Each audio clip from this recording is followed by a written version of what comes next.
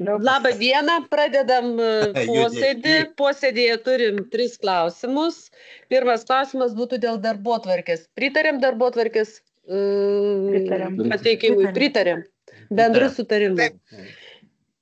Yra gautas 2025-08-01 skundas dėl Mažeikių rajono savivaldybės tarybos nario Sungailos galimo Lietuvos Respublikos Valstybės politikų elgesio kodekso ir kitų teisės aktų pažeidimo. Registruotas 2025-08-06, registracijos numeris R4-2301. Tai gyventojas skundžia Mažeikių rajono savivaldybės tarybos narį Virginijų Sungailą dėl to, kad šis, atsakydamas į jos prašymą 2025-06-13 dėl gyventojo parašų pateikimo, 2025-07-14 atsakymo tekste nurodė nesusireikšmink ir nereikės vargti, o taip pat atsakydamas į jos 2025-06-20 prašymą dėl surinktų parašų 2025-07-21 atsakymo tekste nurodė nė viena valstybinė institucija tau viską paaiškino, todėl įdėmiai skaityk atsakymus. Gyventojo mano, kad tokiais atsakymais tarybos narys Virginijus Sungaila ne tik neatsakė jos klausimus, bet ir ją menkina, yra nepagarbus jos atžvilgių. Todėl prašo įvertinti, ar šis politikas nepažeidė Lietuvos Respublikos valstybės politiko elgesio kodekso 4 straipsnėje numatytų valstybės politiko elgesio principų. Etikos komisija 2025-08-14 vykusio posėdžių metu nutarė tyrimą pradėti dėl galimai padaryto Lietuvos Respublikos valstybės politiko elgesio kodekso 4 straipsnio 1 punkte numatyto pagarbo žmogui ir valstybei principo pažeidimo. Etikos komisija tarybos nariai Virginijui Sungailai 2025-08-19 išsiuntė pranešimą dėl pradėto tyrimo bei paaiškinimo pateikimo, tačiau politikas paaiškinimo nepateikė.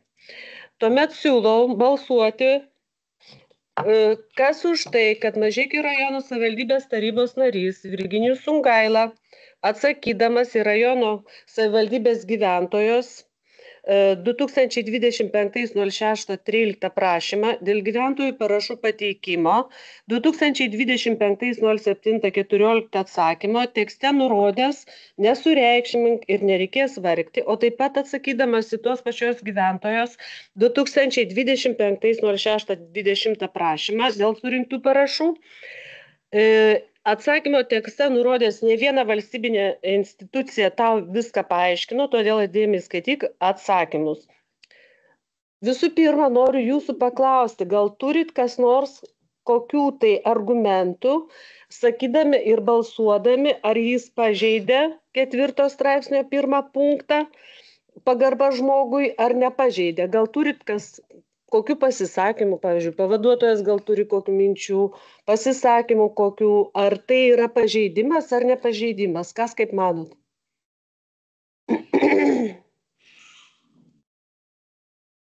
Štekas kažkada išaiškino, kad svarbu atsakė, ką atsakė, bele ką gali atsakyti.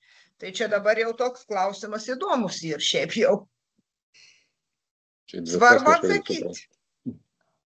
Nu, gal ne visai svarbu atsakyti, gal yra vis dėlto atsakymas turėtų atitikti bent paklausimo kažkokį tai lygį, nes jeigu aš paklausiu, ar tikrai prasidėjo, sakykime, statybos ir man pasakys grybauti, nu tai svarbu, kad atsakymas, nu tai galbūt ir čia yra tie patys variantai. Kaip galvojat, kolegos?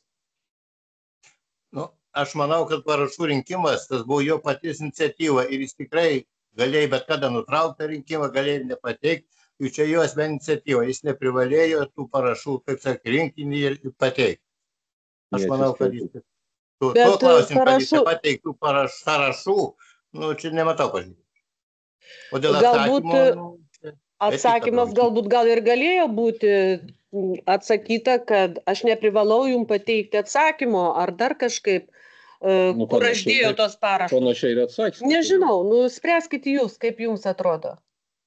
Man tai atrodo, pagarbos pritrūko iš tikrųjų tame atsakymė.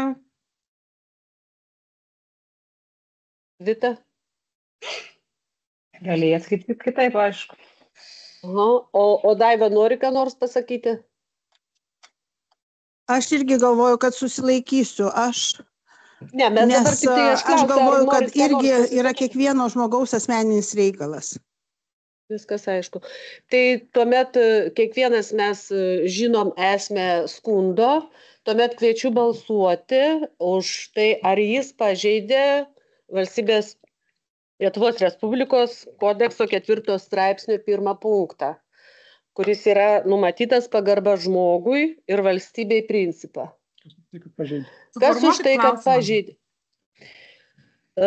Kas už tai, kad Mažeikių rajono savivaldybės tarybos narys Virginijus Songaila, atsakydamas į Mažeikių rajono savivaldybės gyventojos prašymą dėl gyventojų parašų pateikimo, atsakymo tekste nurodė nesusireikšmink ir nereikės vargti. O taip pat atsakydamas į tos pačios gyventojos prašymą dėl surinktų parašų, atsakymo tekste nurodė, nė viena valstybinė institucija tau viską paaiškino, todėl įdėmiai skaityk atsakymus. Tai va aš ir klausiu, ar pažeidė ar nepažeidė pagarba žmogui? Kas už tai, kad pažeidė? Pažeidė. Aš. Kaip kiti balsuojam? Aš susilaikau. Aš susilaikau. Aš ir susilaikau. Visi kiti susilaikė. Mes su Egle balsuojam, kad pažeidė, visi kiti yra Pažeidė susilaikę. ir aš pažeidė. Ai, Ir aš pažeidžiu, ir Vita pažeidė.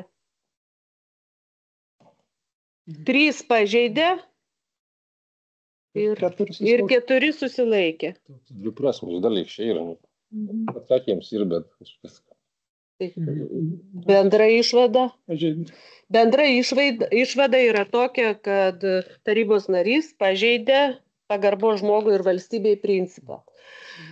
Ir dabar būtų dar 3 klausimas dėl kitų klausimų. Tai jeigu turit kokios nors informacijos, ar tu norit ko nors paklausti, galėtumėm aptarti. Jeigu neturit, mūsų darbotvarkė būtų jau kaip ir baigta. Ar turime skundų, noriu paklausti?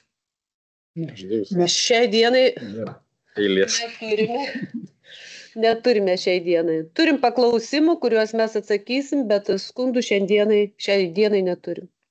O artimiausias posėdis gal jau ir koks numatyts ten iš tų senesnių, ar viską mes jau ten? Viską esam ištyrę jau.